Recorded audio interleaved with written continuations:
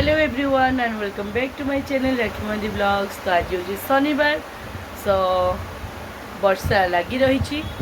मोर तो गाधा बधा पूजा सब सरला। झीर आज डिमांड खाइब सोयाबीन आलू कषा, ताप करी शनिवार जेहतु मोर आज बैगण पोड़ा हे आउ कलरा भाजी डाली करी। इच्छा थी मोर खाली खायापी भात डाली कलरा भजा, कि कथार इच्छा हो मैंने झील तो खाइब ना कथा करा पड़ो। तो आउ डाली करी देखिए काली भी डाली हेनी। काली इच्छा रविवार ना चुना माछ टी हल्दी पानी कर खायापी देखा जाऊ। दी थर गली मैंने फेरिकी आऊँ मिलूनी मत चुना माछ। काली मिले कि ना सकाल जल्दी जाए तो मिल पाए, मुझे तो जल्दी उठी पारूनी। मो झील जा सब सौदा मो नहीं आसी सामान। तो सांग मैंने मोटी भाजुची सोयाबीन। तो सोयाबीन भाजी तब ये काटी किसी कलरा पाची पोटल पाची कलरा भाजीदेवी, तापर सोयाबीन कषा करदेवी। रुटी दीटा करी कौन भावुची, रुटी दीटा कले मत डायबिटीज बढ़े अपेक्षा देखा पूरा अपेक्षा लगुच देह मुंड। बर्तमान सांग मैंने भाजुची कलरा पोटल आगे आलू सोयाबीन भाजी रखी ये मसला भी तार बाटी रखी तरकारीटा करी भजाटा हो गला। भजाटा सांग मैंने भजाटा टी पोड़ पोड़ हेले भल लगे खाया।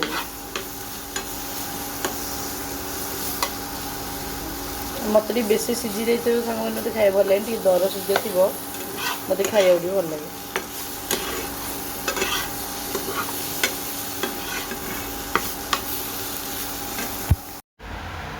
तो सांग मैंने एठी बनईदेली मोर सालेड आउ एठी काटिकी रखी मोर बैगण भर्ता आउ ये तरकारी हो आउ आज एतिकी अलिया ये सब उठा उठी करी।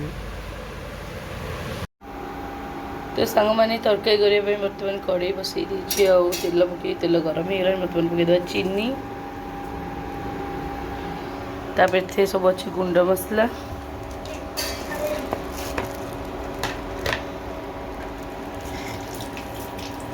तो सांग मैंने मुझे चीनी पकई तेल रे नाली पड़ी आसीगला आ गोटा मसला किसी पकई। बर्तमान मसलाटा को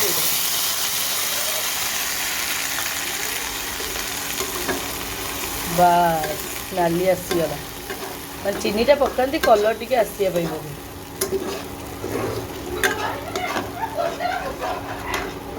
तापर मोर भी आहरी मसला अच्छे सांग मैंने आहरी कमाल करदेव धमाल करदेव। तो सांग मैंने ठीक मो मसला कषा हो।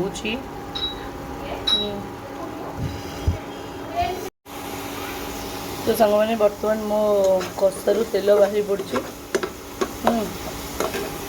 बर्तमान आपको डेरी करिया पकईदवा।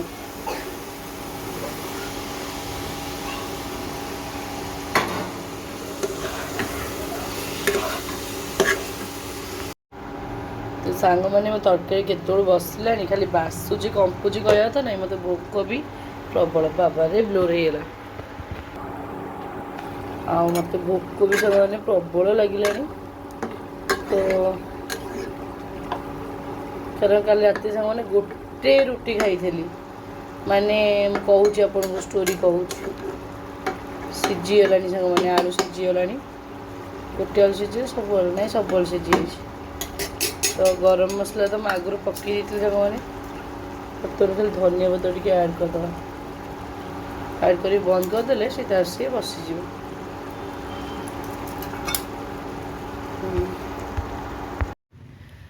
तो सांग मैंने काली कौन है अटा नाला मोर बहुत कम अटा थिला मात्र 4टा गुड़ा अटा है 4टा गुड़ा अटा हवाक मुझे झील दीपट मोर दीपट मुझे खाईदी। बापा तो राति भात खाइले आमिष था जेहेतु आउ मो झील दीपट मोर दीपट एति बेले सांग मैंने रुटी करुच्ची कला संडाटा दुआर मत आसी ठियाला मुझे दुआर मुझे आसला माने मो बेला सांग मैंने बहुत खराब चलती। विश्वास करें जानुरी मस जाए मो बेला ही बहुत खराब पड़ो मो ग्रह पूरा पड़ी माने मु किछि भी करें आउ जोटा जिनस भी करी लॉस रे पड़ी जमती कि जलिया दुकान कली 20,000 इन्वेस्ट करी लॉस रे पड़ी। तो सेमती आगू जहाँ भी करी लॉस रे पड़ी। तो से कहते थमी जाओ जानुरी मस जाए ଜାନୁଆରୀ ମାସ ପରେ ଯାହା କରିବ। ତ କହୁଛନ୍ତି ଚୁପଚାପ ବସ ବୋଲି, କିନ୍ତୁ ମୋ ମାଇଣ୍ଡରେ ଚାଲିଛି ଚୁପଚାପ ହାତ ଯୋଡ଼ିକି ସାଙ୍ଗମାନେ କେତେଦିନ ବସିବ, ବସି ଖାଇଲେ ନଈବାଲି ସରେ। ତ କେଉଁଠୁ ଗୋଟେ ଇନଭେଷ୍ଟ କରିକି କ'ଣ ମାଇଣ୍ଡ ଖର୍ଚ୍ଚ କଲେ ପଇସାଟା ରିଟର୍ନ ଆସନ୍ତା। ତ ମୋର ତ ଭାବନା ଏଇଆ, କିନ୍ତୁ ବେଳା ଯେହେତୁ ବହୁତ ଖରାପ ଅଛି କିଛି କରେଇ ଦେଉନି। ତ ତା ପାଇଁ ମୁଁ ପୂଜାପାଠ ସବୁ କରି ଚାଲିଛି, ଆଉ ମୋ ଦ୍ୱାରା ଯେତିକି ହେଉଛି। ତ ସେ କଥା ଛାଡ଼ନ୍ତୁ ସାଙ୍ଗମାନେ। ଆଉ ମୋତେ ବି କୁହାହେଇଥିଲା ପ୍ରଥମରେ ଏଇ ବର୍ଷଟା ମୋର ଭଲ ନଥିଲା, କେବଳ କଳା ଗାଈ, କଳା କୁକୁର, କଳା କାଉ ଏମାନଙ୍କୁ ଖାଇବାକୁ ଦେବା ପାଇଁ। ତ ଯେହେତୁ କଳା ଷଣ୍ଢଟା ଦୁଆର ମୁହଁରେ ଆସି ଠିଆ ହେଲା, ମୁଁ ରୁଟି କରୁଛି, ଗରମ ଗରମ ରୁଟି ତାକୁ ଗୋଟେ ନେଇକି ଦେଲି। ତାପରେ ଦେଖିଲି ଦୁଆର ମୁହଁରେ କୁକୁରଟା ଶୋଇଛି। ଆଉ ଗୋଟେ ରୁଟି ନେଇକି ଦୁଇଟା କୁକୁର ଶୋଇଥିଲେ, ଗୋଟେ କଳା କୁକୁର, ଗୋଟେ ନାଲି କୁକୁର, 2 ଜଣ ଫାଳ ଫାଳି କରିକି ଦେଲି। ଆଉ ବଳିଲା 2ଟା ରୁଟି, ଗୋଟେ ଝିଅ ଖାଇଲା, ଗୋଟେ ମୁଁ ଖାଇଲି। ଆଉ ପେଟ ପୁରି, ଗୋଟେ ରୁଟି କ'ଣ ପେଟ ପୁରିବ କି? ଭୋକ ବହୁତ ଜୋରସେ ଲାଗିଲାଣି ସାଙ୍ଗମାନେ। ତ ଦେଖନ୍ତୁ ସାଙ୍ଗମାନେ, ଆମମାନଙ୍କୁ ଭୋକ ଲାଗୁଛି ବୋଲି ମୁଁ ଆପଣମାନଙ୍କ ସହିତ ସେୟାର କରୁଛି। ସାଙ୍ଗମାନଙ୍କୁ ତ ଭୋକ ଲାଗିଲାଣି, କିନ୍ତୁ ସେମାନେ ତ ମୁହଁ ଖୋଲିକି କହିପାରିବେନି ନା, ନା ଗୋଟେ ରୁଟିରେ ସେମାନଙ୍କର ପେଟ ପୁରିଥିବ। ତ ଯେହେତୁ ସେମାନଙ୍କ ପାଟି ଫିଟୁନି, ଆମେ ଆମ କର୍ତ୍ତବ୍ୟ ତାଙ୍କୁ ଦେବା କଥା। ଆଉ ଯେତିକି ମୋ ପାଖେ ଥିଲା ସେତିକି ଦେଲି। ଆଉ ତ ଆଜି ଆଣିଲେ ଅଟା ପ୍ୟାକେଟ୍, ରୁଟି ଅଧିକ କଲେ ଦେବା ଆଉ। ତ ଯେହେତୁ ଗୋଟେ ରୁଟି ସାଙ୍ଗମାନେ ପେଟରେ ପଡ଼ିଥିଲା, ଭୋକ ପ୍ରବଳ, ଗୋଡ଼ ହାତ ପୁରା ଥରିଲାଣି। ତ ଯିବା ବର୍ତ୍ତମାନ ଖାଇବା। ସେପଟେ ଅଜା ନାତୁଣୀ ଖାଇଲେନି, ନାତୁଣୀ ଆଇଲେ ମୋର ଟିକେ ସୁଟ୍ କରିଦେବ ବୋଲି ମୁଁ ତାକୁ ଅପେକ୍ଷା କରିଛି। ତାପରେ କହିଲା ସୋୟାବିନ୍ ବଡ଼ି ତରକାରୀ ଖାଇବି, ଦେଖିଲା ଅଜାଙ୍କ ସହିତ ସନ୍ତୁଳା, ଭାତ, ମାଛ ବେସର କଷା, ଆଉ ଗୋଟେ କ'ଣ ଭଜାଭଜି ଏମିତି ସବୁ ଖାଉଛି। ତ ହଉ, ସିଏ ଖାଉ ସାଙ୍ଗମାନେ। ମୋର ତ ଖାଲି ତଣ୍ଟି ଶୁଖି ଶୁଖି ଯାଉଛି, ଯେ ମାନେ କହିବା କଥା ନାହିଁ।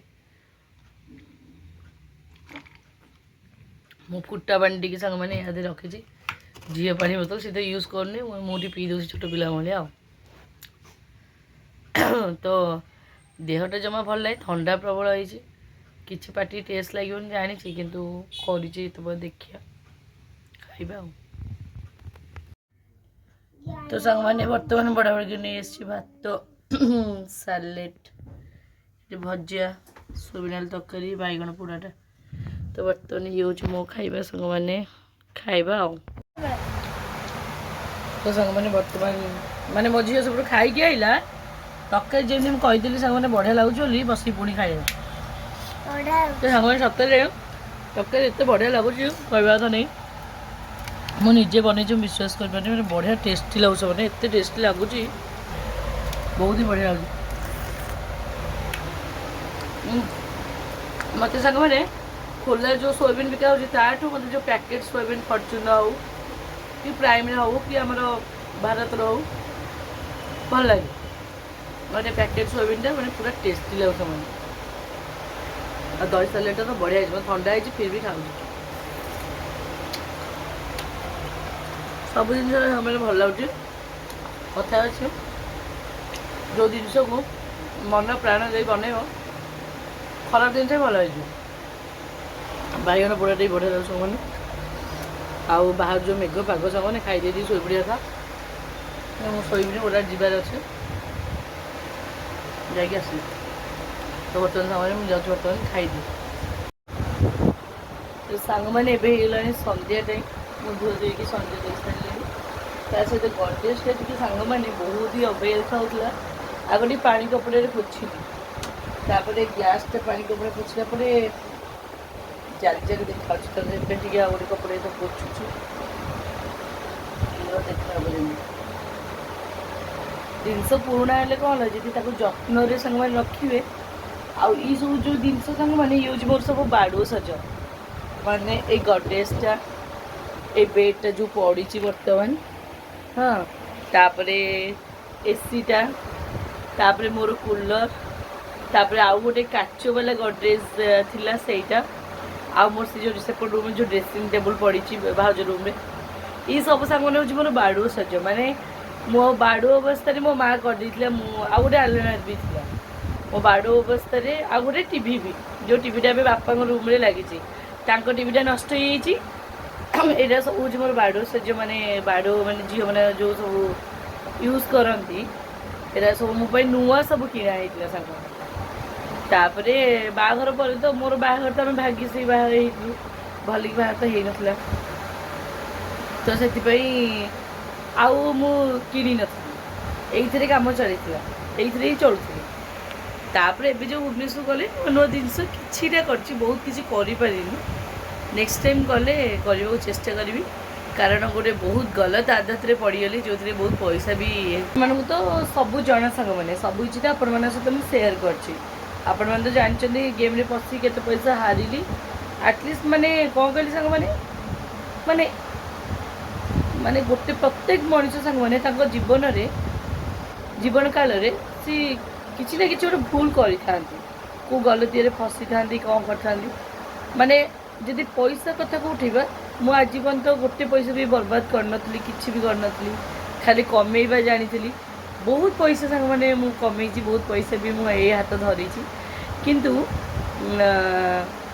एमती लाइफ गोटे मूड आसला माने कहीं तो जानी शुणिया फसंदी अजानत लोभरे गोटे एमती फसी फसी फसी फसी जीवन रे एईटा मोर मु भावुची मोर प्रथम एवं शेष मध्य यही बयस आटलिस्ट तो यहाँ करवा कथा ना यहाँ हाँ 20-22 वर्ष कि 25 वर्ष कर शोभा दिशा कि मुझे 33 बयस जिनसा कली निजको भी खराब लगुच सांग किंतु आ समस्त सांग मैंने मना करी यही ऑनलाइन गेम चक्कर कि ऑनलाइन जेकोसी प्लेटफॉर्म हो जो पैसा इन्वेस्ट करी कहते रिटर्न डबल पैसा पाइब बिल्कुल भी आपण मैंने फसंतुनी माने एक तो निज पैसा जीव जीव दुई रे गोटे पैसा रिटर्न भी मिलबनी आउ समय भी बर्बाद माइंड को टेंशन नेबे रोग किणवे आउ सबुआड़े तो बर्बाद सांग मैंने बर्बाद ही बर्बाद एराक तो समस्त ही मना करी ऑनलाइन गेमिंग हो कि ऑनलाइन जेकोसी प्लेटफॉर्म जो पैसा इन्वेस्ट करने कहते के बिल्कुल भी भूल भी करेंगे सब बिल्कुल भी नहीं तो मो सांग मैंने मसे नुह 2 मास पूरा वर्षे ता भीतर पशिकी रही वर्षे भीतर भावतु केते पैसा मुझे 2 लाख कहूँ कि जब कैलकुलेट करी मत लगुच 2 लाख ऊपर ही हम तो जाओ से जीवार मत थिला गला महाप्रभु महाप्रभु केबे रिटर्न देवे देखा देले भी खुशी नदेले भी खुशी तो महाप्रभु कथारू सांग मैंने मोर गोटे बहुत सुंदर कथा मन पड़ा मुझे सेयार कर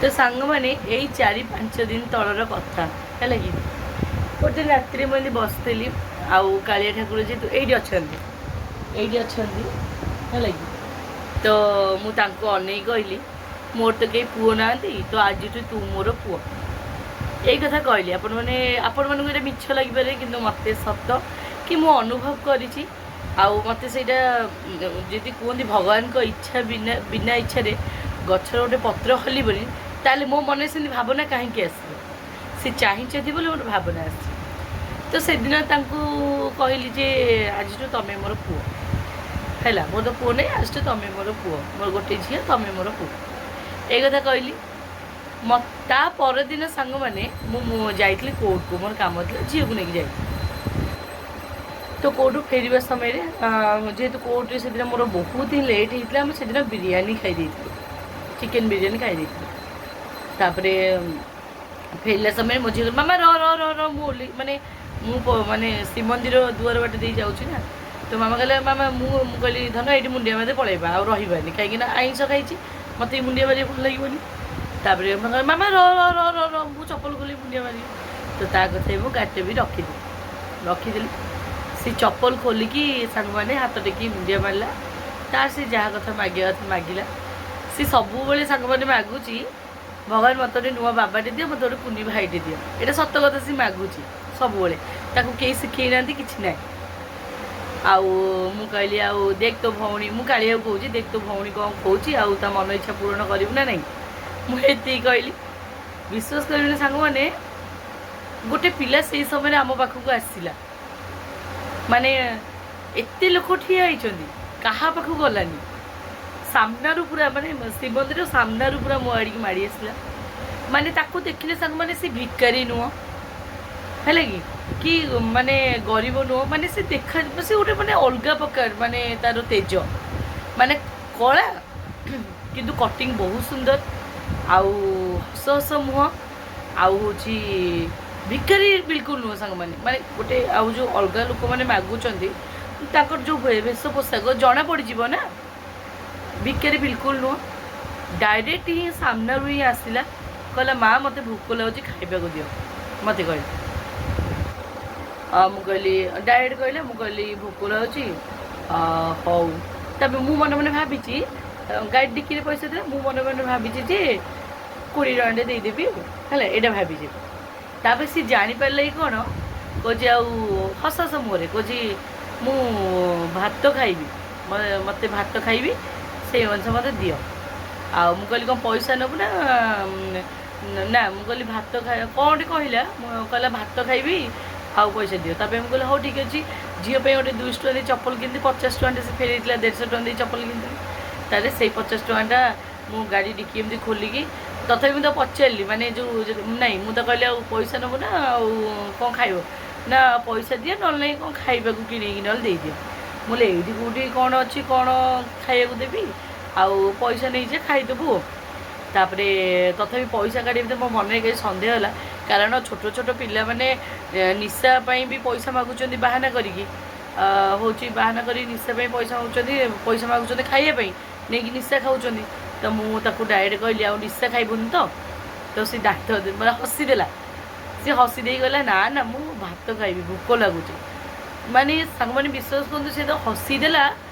ତା ହସରେ ତ ମାନେ ମୁଁ ମୁଗ୍ଧ ହେଇ, ମାନେ ତା ହସରେ ଯେମିତି କିଛି ଗୋଟେ ଆକର୍ଷଣୀୟ ଗୁଣ ଅଛି। ମୁଁ ଯେମିତି ତା ହସରେ ତାକୁ ନେଇକି ରହିଯାଇଛି, ମାନେ ଯେମିତି ସେ ମୋତେ ମୋହ କରିଦେଇଛି ତା ହସରେ, ହେଲା କି ହସେ ମୋହ କରିଦେଇଛି। ତାପରେ ମୁଁ କ'ଣ କଲି ନା ଡିକି ଖୋଲିକି ତାକୁ 50 ଟଙ୍କାରେ, ମୋ ଝିଅ, ମୁଁ ତ ଦେବିନି ଏନେ ବର୍ଷ ଯାକ କାହାକୁ ଭିକ ଦେବିନି କି କିଛି ବି ଦେବିନି, ଝିଅ ହାତରେ ଦେଲି। ମୁଁ କହିଲି ନେ ଭାଇକି ଦେ,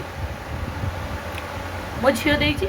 ତ ଆପଣମାନେ ବିଶ୍ୱାସ କରନ୍ତୁ, ମୋ ଗାଡ଼ି ଲକ୍ ଖୋଲି ଜଷ୍ଟ ଡିକିଟା ଦେଇକିରି ଚାବିଟା ଖୋଲିବାକୁ କେତେ ସେକେଣ୍ଡ ମୋତେ ଲାଗିଥିବ କହିଲେ? ମାନେ ଗୋଟେ ସେକେଣ୍ଡ ବି ଲାଗିଥିବ ନାହିଁ। ଅନେଇଲା ବେଳକୁ ସିଏ ଆଉ ନାହିଁ, ମାନେ ଗାଏବ। ମାନେ ମୁଁ ଏପଟକୁ ବି ବନେଇଲି, ଆଗକୁ ବନେଇଲି, ସାଇଡ଼କୁ ବନେଇଲି, ପଛକୁ ବି ବନେଇଲି। ଏତେ ଜଲ୍ଦି ତ ଜଣେ ଗାଏବ ହେଇବନି।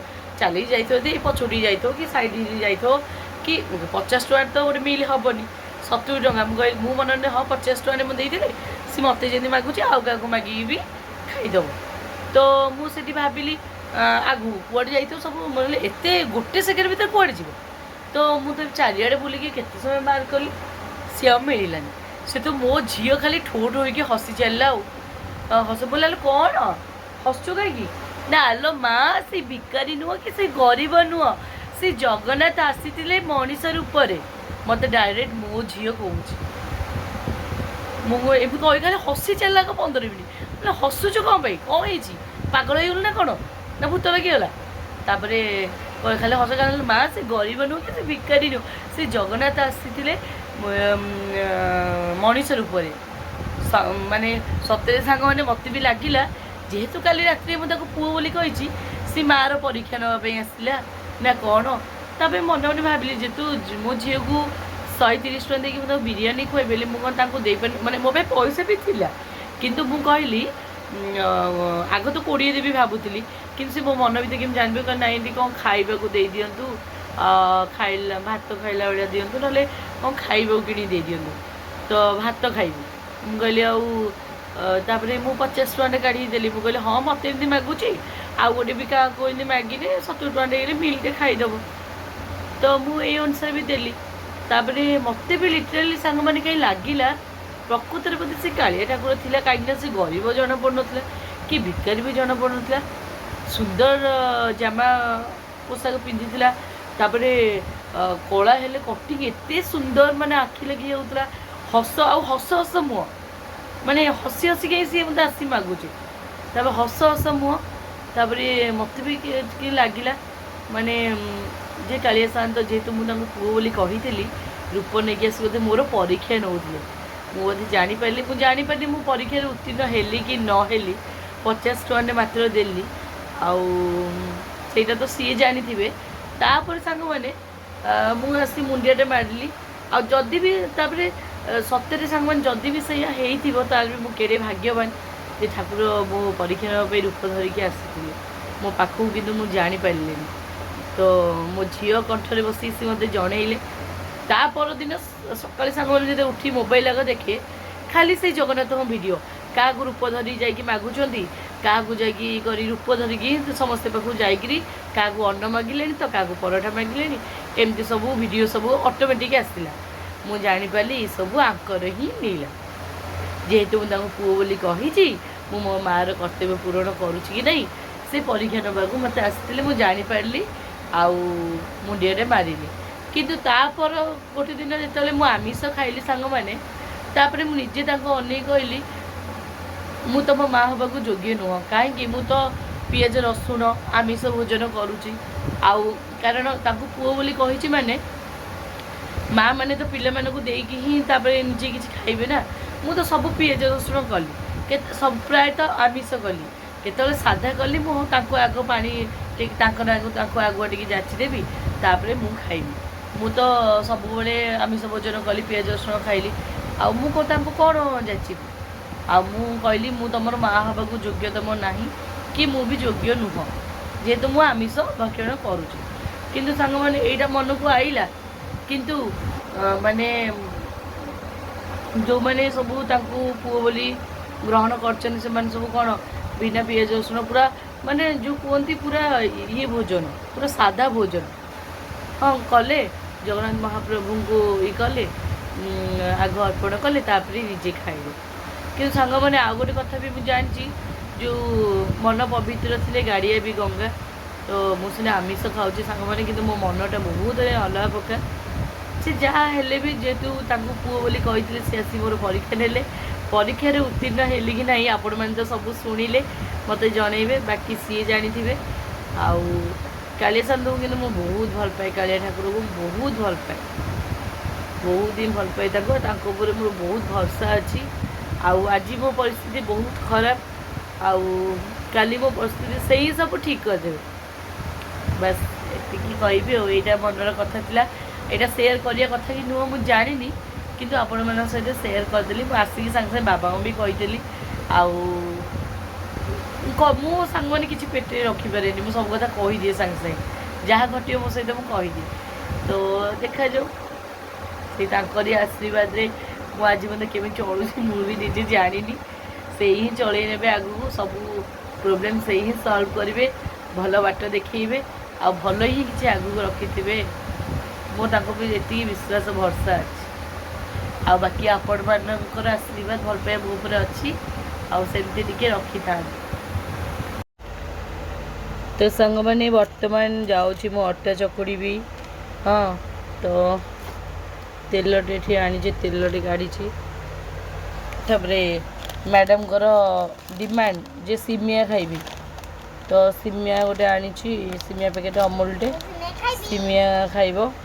ତ ରୁଟି ସିମିଆ ଆଉ ତରକାରୀ ଦିନର। ଆଉ ତ ରୁଟି ସିମିଆ ବର୍ତ୍ତମାନ ଯାଉଛି ବନେଇବି। ଆଉ ହାତଟା କ'ଣ କଟିଗଲା ନା କ'ଣ, ମାଡ଼ ହେଇଗଲା, କୋଉଠି ଗୋଟେ କାଟୁଛି। ମାମା କ'ଣ କରୁଛୁ? ରୁଟି ବା ବେଲୁଛୁ, ଦେଖିପାରିଲୁନି? ରୁଟି ବେଲୁଛୁ ନା ନା ଯୋଉ ପୁରୀ କରୁଛୁ ବା? ନା ନାଇଁ ରୁଟି ବେଲୁଛୁ। ପୁରୀ ଖାଇବାକୁ ଇଚ୍ଛା ହେଲା, ପୁରୀ କଲୁନି। ପୁରୀ ତେଲ ବେଲେ ଏତେ କହନା, ତୁ ଏକା ଖାଇବୁ ନା କ'ଣ? ତୋର ଏତେ ଡିମାଣ୍ଡ ମୁଁ ପୂରଣ କରିପାରିବିନି, ସବୁ ତ ଡିମାଣ୍ଡ ତ ପୂରଣ କରୁଛି। ପୁରୀ ଆଉ ଟିକେ ସୋୟାବିନ ବଡ଼ି ତରକାରୀ ଖାଇଥାନ୍ତି। ଖାନା ମୋ ପାଟିରେ ଲାଗିଯିବ। ମାଡ଼ିକି ଏମିତି କ'ଣ କହୁଛୁ ମ? ହଁ ମା ଦେଇକି ଏମିତି କହିବିନି, ଯେତେବେଳେ ଯୋଉ ଡିମାଣ୍ଡ କର ସବୁ ପୂରଣ କଲି। ଆଉ ଦେଖେ ରୁଟି କେମିତି ଏଠି ଗୋଲ କରି ରଖିଛି, ଏଇଠି ବେଲି ଦେଉଛି ସ୍ଲାବ୍ ଉପରେ, ଏଇଠି ସେକି ଦେଉଛି। ରୁଟି ହେଉଛି ରୁଟି। ହଁ ରୁଟି। ହଉ ତମେ ଯାଇ ଟ୍ୟାକ୍ସ କରିଦିଅ ଯାଅ। ହଁ ରୁଟି ହଉଛି, ତମେ ଯାଅ ଟ୍ୟାକ୍ସ କର। ତ ସାଙ୍ଗମାନେ ରୁଟି ଏଠି ଡନ୍ କରିଦେଇଛି ମୁଁ। ଏଠି ମୁଁ ସାଙ୍ଗମାନେ ସିମିଆ ବସେଇ ଦେଇଛି, ଇଏ ବି ସାଙ୍ଗେ ସାଙ୍ଗେ ହେଇଯିବ। ବାକି ଏଠି ସାଙ୍ଗମାନେ ଏତ ତରକାରୀ ଅଛି, ଆଉ ଖାଲି ଟିକେ ଗରମ କରିଦେବି। ତ ସାଙ୍ଗମାନେ ମୁଁ ରୋଷେଇ ଷ୍ଟାର୍ଟ କଲି, ମାନେ ଅଟା ଚକୁଡ଼ି ଆରମ୍ଭ କଲି 8:05ରେ। ତ ଏବେ ବାଜିଛି 8:42। ତ ରୁଟି କରିଦେଲି, ସିମିଆ କରିଦେଲି, ଗଲା।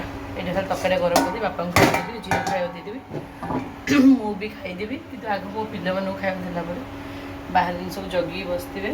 ତ ମୁଁ ସବୁ ଆଗ ଥୁଆ ତ ଏଠି କରୁଥିଲି ପଛ ପଛକେ ଧୁଆଧୁଇ କରିଦେଇଛି କାରଣ ମୁଁ ସାଙ୍ଗମାନେ ରୋଷେଇ କରି ମାନେ ମୋର ନିଟ୍ ଆଣ୍ଡ କ୍ଲିନ୍ ସାଙ୍ଗେ ସାଙ୍ଗେ ପରିଷ୍କାର କରି ମୋତେ ନିଜକୁ ତ ଅବାଗିଆ ଲାଗିବ ଦେଖିବା ପାଇଁ ଆଉ। ତାପରେ ସିମିଆଟା ଖାଲି ହେଇଗଲା ପରେ ଖାଇବାକୁ ଦେଇଦେବି ମୋ 2 ପିଲାଙ୍କୁ ମାନେ କିଏ ନା ମୋ ବାପା ମୋ ପିଲା ମୋ ଝିଅ ମୋ ପିଲା ଆଉ ବାହାରେ ଆଉ 3ଟା ପିଲା ଅଛନ୍ତି ସେମାନଙ୍କୁ ବି ଆଗ ଖାଇବାକୁ ଦେଇଦେବି ତାପରେ ବାପାଙ୍କୁ ଆଉ ଝିଅକୁ ଦେଇଦେବି ତାପରେ ମୁଁ ସର୍ବଶେଷରେ ଖାଇବି ଆଉ। ତ ବର୍ତ୍ତମାନ ଟିକେ ଏଇଟା ଘାଣ୍ଟୁଛି ଗୋଟେ ପ୍ୟାକେଟ୍ ଅମୁଲ ପକାଇଦେବି କ୍ଷୀର ତ ଆଣିଲିନି କ୍ଷୀର କ'ଣ ହେବ ଝିଅ ବି ଖାଉନି ନଷ୍ଟ ହୁଏ ଖାଲି ସିମିଆ ପାଇଁ ଆଣିବି ଅବଶ୍ୟ ଆଣିଥିଲି ଏମିତି ବି କ୍ଷୀର ଆସୁଛି ଘରକୁ ବାପା ଚା ଫା ସଫିସିଏଣ୍ଟ ପିଉଛନ୍ତି ସେପାଇଁ ଗୋଟେ ଅମୁଲ ନେଇ ଆସିଲେ ଅମୁଲରେ ବୋଲେ ହେଇଯିବ ଆଉ। ହେଇଗଲା ପରେ ୟାକୁ ବି ଏତିକି ଯଦି ସେମାନେ ବନ୍ଦ କରିଦେଇ ପୁରା ବସିକି ବହଳା ହେଇଯିବ ମୁଁ ଜାଣିଛି କମ୍ ପାଣି ଦେଇଛି ଆଉ ମୋତେ ଏଇ ସିମେଇ ଫିମେଇ ଏତେ ସବୁ ଆସେନି ସାଙ୍ଗମାନେ। ଆଉ ଆପଣମାନେ କି ସବୁ ପଚାରୁଛନ୍ତି କ'ଣ ଆପଣ ଅଲଗା ରୋଷେଇ କରୁଛନ୍ତି କ'ଣ ସେମିତି କିଛି ନାହିଁ ମେନ୍ ହେଉଛି ଆପଣମାନେ ତ ଜାଣିଲେ ମୋର ତ ଡାଇବେଟିସ୍ ବାହାରିଲା ମୋତେ ଟିକେ ଜଲ୍ଦି ଖାଇବା ଦରକାର ଆଉ ମୁଁ ଟିକେ ମାନେ ମୋ ନିଜ ପସନ୍ଦର ଖାଇବା ବନେଇବା ପାଇଁ ମୁଁ କରୁଛି ଆଉ ଭାତ ତ ମୋର ଇଚ୍ଛା ନୁହଁ ଖାଇବା ଖାଲି ବାପା ଦେଇ ଦେଉଛନ୍ତି ମୁଁ ଖାଇଦେଉଛି ମୋର ଇଚ୍ଛା କିନ୍ତୁ ସବୁଦିନ ଟିକେ ରୁଟି ଖାଇବା ପାଇଁ ତ ଭାତ ଖାଇବା ବି ବନ୍ଦ କରିଦେବି ସାଙ୍ଗମାନେ ରୁଟି ହିଁ କରିବି ଖାଇବି ନହେଲେ କୋଡ଼ିଏ ବି ହେଇଯାଉଛି। ଆଉ ଗୋଟେ କଥା ହେଉଛି ସେମାନେ ସନ୍ଧ୍ୟାବେଳକୁ ଭାଉଜର କ'ଣ ଟିଭି ଦେଖିବେ ସରିଲାକୁ 9ଟା ଚୁଲି ଲାଗିଲା ବେଳକୁ ରୋଷେଇ 10ଟା 10:30 ମୁଁ ଜଲ୍ଦି ଖାଇ ଜଲ୍ଦି ଶୋଇଲେ ସାଙ୍ଗମାନେ ଜଲ୍ଦି ଉଠି ପୁଣି ଝିଅକୁ ସ୍କୁଲ ପଠେଇବି ତ ମୁଁ ସେଥିପାଇଁ ଜଲ୍ଦି ସବୁ ମୁଁ କରିଦେଉଛି ଆଉ ମୁଁ ତ ଟିଭି ଦେଖୁନି ସିରିଏଲ୍ କିଛି ନାହିଁ ମୋର ଝିଅକୁ ପଢ଼ଉଛି ଇଆଡ଼େ ଆସି ରୋଷେଇ କରିଦେଉଛି ଚଟାପଟ ମୋର ହେଇଯାଉଛି ସେମିତି କିଛି କଥା ନାହିଁ। ଆଉ କଥା ଭିତରେ ବହୁତ କଥା ଅଛି କିନ୍ତୁ ଆପଣମାନଙ୍କୁ କହି ହେଉନି ଆଉ ଆଶା କରୁଛି ଆଗକୁ ସେୟାର କରିବି ଆଉ।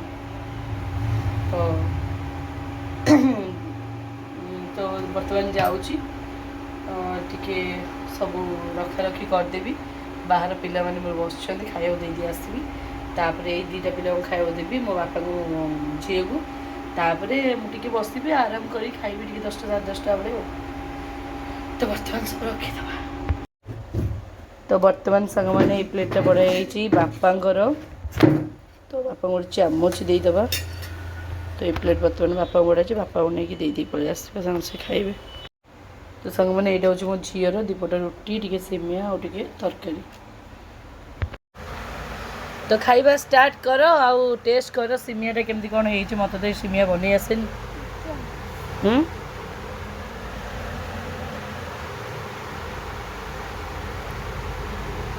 ଟେଷ୍ଟି ତତେ ତ ମାମା ଯାହା କରିଦେଲେ ଟେଷ୍ଟି ଆଉ ମିଛୁଇଟା